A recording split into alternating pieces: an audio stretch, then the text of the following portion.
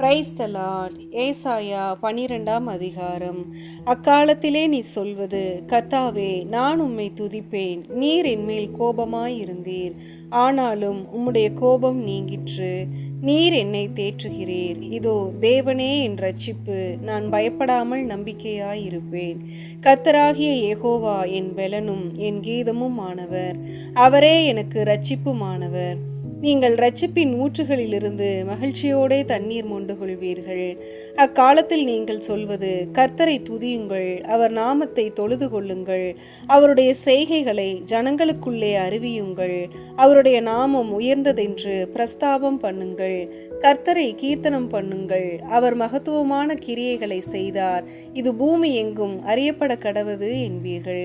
சீயோனில் வாசமாயிருக்கிறவளே, நீ சத்தமிட்டு கெம்பீரி. இஸ்ரவேலின் பரிசுத்தர் உன் நடுவில் பெரியவராயிருக்கிறார். ஆமேன்.